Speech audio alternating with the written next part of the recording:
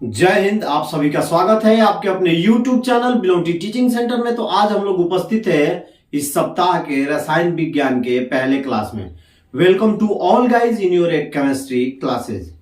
बात करेंगे हम अपने पहले चैप्टर रासायनिक अभिक्रिया एवं समीकरण में। कुछ प्रॉब्लम की वजह से, समय ना मिलने की वजह से आप लोगों का वीडियो नहीं आ पा रहा था, लेकिन मैं कोशिश करूंगा कि डेली आपका वीडियो आए। तो जो भी इस चैनल को पहली बार देख रहे हैं वो चैनल को सब्सक्राइब करेंगे, और जो सब्सक्राइब कर चुके हैं ज्यादा से ज्यादा वीडियो को शेयर करेंगे। हम लोग इसके पहले जो पढ़े थे, हमारा जो टॉपिक था कि रासायनिक समीकरण को और अधिक उपयोगी कैसे बनाया जाए। तो चलिए, समीकरण की कहानी हम लोग पढ़ चुके हैं। समीकरण कितने प्रकार के होते हैं और कैसे कैसे उसको लिखा जाता है, और असंतुलित समीकरण को संतुलित कैसे किया जाता है। तो आज हम लोग पढ़ेंगे विभिन्न प्रकार की रासायनिक अभिक्रिया, यानी different types of chemical reactions. तो उसमें सबसे पहला जो नंबर आता है, यानी इस दुनिया में, या कहा जाए कि रसायन शास्त्र की दुनिया में कितने प्रकार के, लगभग 10th के स्टैंडर्ड के हिसाब से केमिकल रिएक्शंस होते हैं, उनके बारे में हम जानकारी लेंगे। जिसमें हमारा पहला आएगा संयोजन अभिक्रिया। क्या होता है? संयोजन अभिक्रिया। पहला हमारा क्या आएगा? संयोजन अभिक्रिया।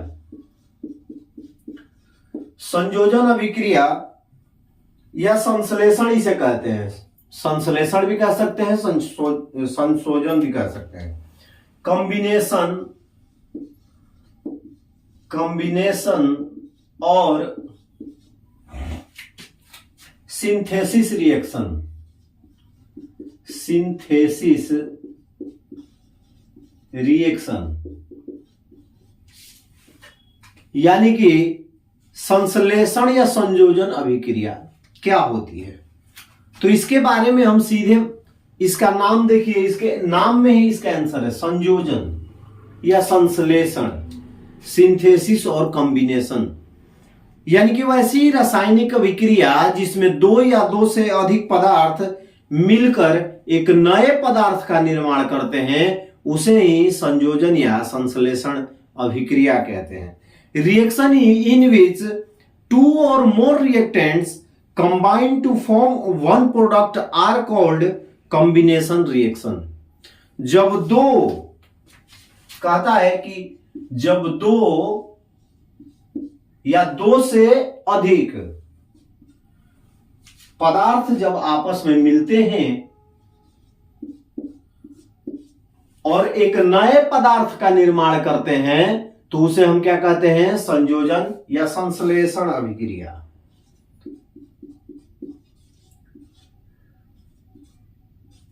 अब देखिए, जब मैग्नीशियम और ऑक्सीजन, एस मतलब सॉलिड, जी मतलब गैस, मैंने आपको बताया था कि समीकरणों को किस प्रकार उपयोगी बनाया जा सकता है। जब मैग्नीशियम और ऑक्सीजन आपस में अभिक्रिया करके मैग्नीशियम ऑक्साइड बनाते हैं, तो ये जो एग्जाम्पल होता है, इस एग्जाम्पल को रफ में लिख लीजिएगा। ये एग्जाम्पल होता है संयोजन अभिक्रिया का। यानी जब दो पदार्थ आपस में मिलकर एक नए पदार्थ का निर्माण करते हैं, जिसे हम संयोजन अभिक्रिया कहते हैं। कंफर्म, इसमें दिक्कत नहीं होनी चाहिए। चलिए दूसरे नंबर की बात करेंगे। दूसरा जो हमारा रिएक्शन है वो है वियोजन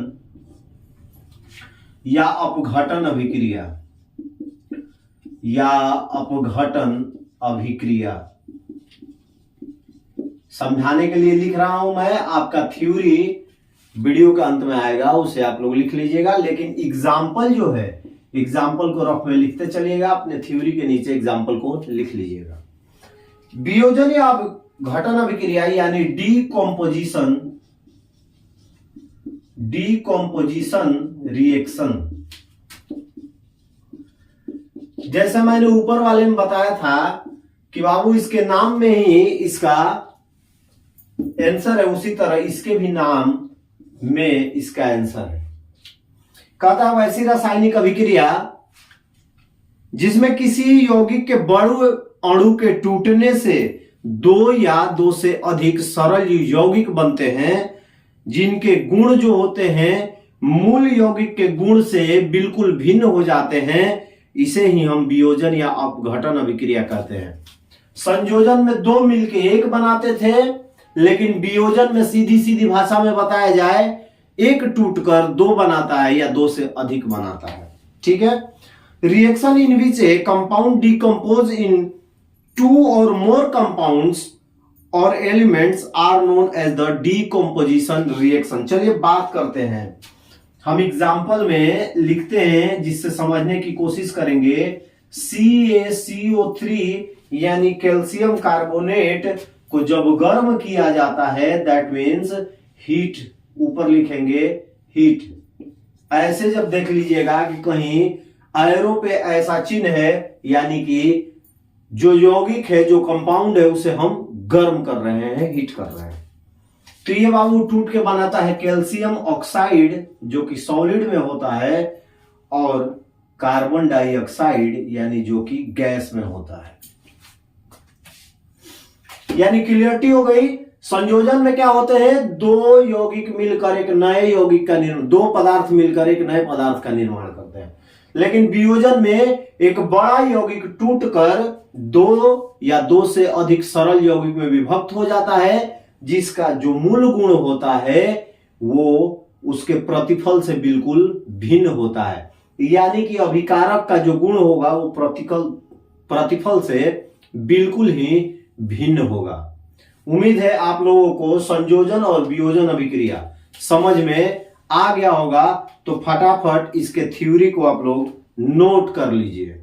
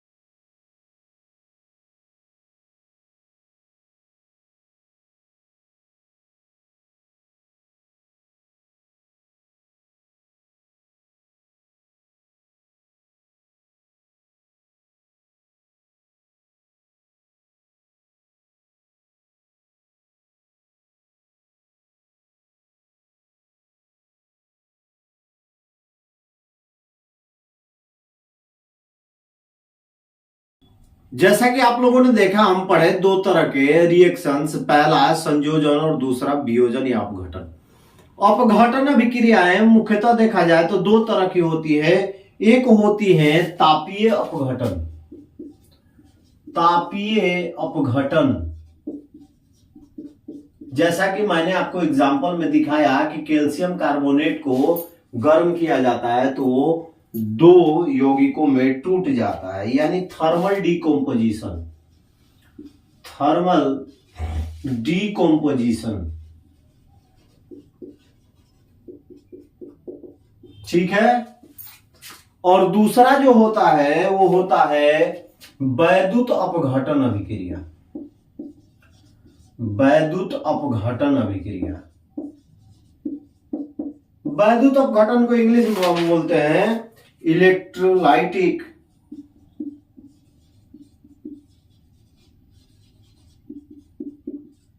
डीकम्पोजिशन रिएक्शन।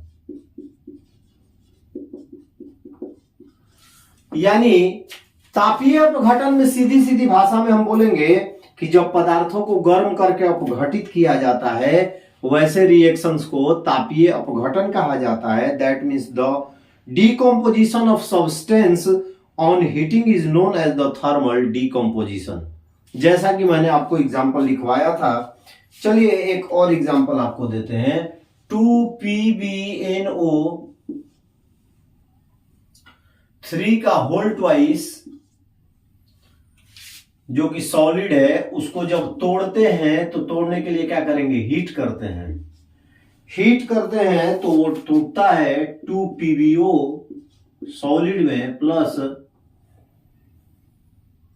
4NO2 यानी कि ये गैस है नाइट्रोजन, और प्लस में O2 यानी ऑक्सीजन में, ये भी गैस है।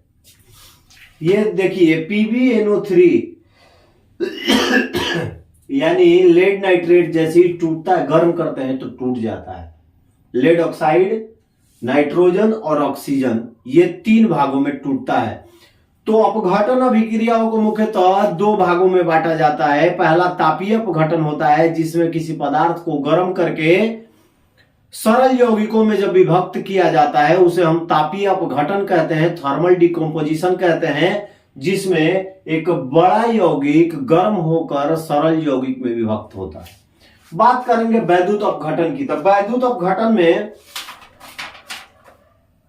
रसायन की दुनिया में ये जो है, ये आपका VVI क्वेश्चन है। रसायन की दुनिया में इसका बहुत बड़ा इंपॉर्टेंस होता है। होता क्या है कि कुछ धातुओं के द्रवित ऑक्साइड एवं क्लोराइड से होकर विद्युत धारा प्रवाहित करने पर वह अपघटित हो जाते हैं। इस अभिक्रिया में धातु कैथोड पर और ऑक्सीजन एनोड पर मुक्त होता है। कहता है, चलिए एग्जाम्पल से मैं बताता हूं कि 2NaCl यानी कैल्शियम क्लोराइड में जब विद्युत धारा प्रवाहित किया जाता है, इलेक्ट्रिक करंट दौड़ाया जाता है, तो एक जगह टूट कर निकलता है सोडियम और दूसरी जगह निकलता है क्लोरीन। एक कैथोड पे होता है और दूसरा एनोड पे होता है। यानी कुल मिलाकर क्या जाता है, मैं आपको बताता हूं एग्जाम्पल के थ्रू से।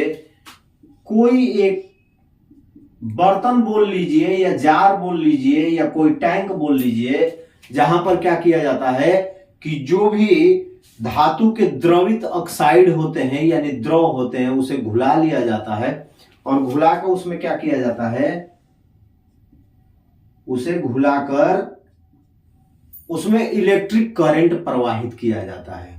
एक होता है प्लस, दूसरा होता है माइनस। क्योंकि आप लोग देखे होंगे वायर में 2 तरह के तार होते हैं, एक लाल होता है एक काला होता है, या एक लाल होता है एक हरा होता है। तो अब देखिए क्या होता है कि जैसे ही इलेक्ट्रिक करंट द्रवित ऑक्साइड में हम प्रवाहित करते हैं, तो प्रवाहित करने पे क्या होता है कि कैथोड यानी प्लस पे धातु मुक्त होती है। यानी सोडियम जो है, जब NaCl सोडियम क्लोराइड के द्रवित ऑक्साइड में इलेक्ट्रिक धारा प्रवाहित करते हैं, विद्युत धारा प्रवाहित करते हैं, तो प्लस वाले यानी कैथोड पर सोडियम और एनोड यानी माइनस वाले पे क्लोरीन मुक्त हो जाता है। ये रॉडें रहती हैं, इस पे ये मुक्त हो जाता है। तो ये होता है वैद्युत अपघटन। Reaction in which the compounds decompose into the simpler compounds because of passing a electricity are known as electrolytic decomposition. तो उम्मीद है कि आप लोगों को संयोजन और वियोजन अभिक्रिया, वियोजन के 2 मुख्य भाग समझ में आ गए होंगे। तो चलिए कल फिर मिलेंगे अगले वीडियो में। तब तक के लिए आज के लिए जय हिंद, अपना ख्याल रखिए। और इसके बाद आपकी जो थ्योरी आएगी तापीय अपघटन, वैद्युत अपघटन का, इसको नोट कर लीजिएगा। और जो एग्जाम्पल है इसको मैंने बोला आप लोग अपने रफ में नोट कर लीजिएगा, अपने थ्योरी के बाद एग्जाम्पल को भी नोट कर लीजिएगा।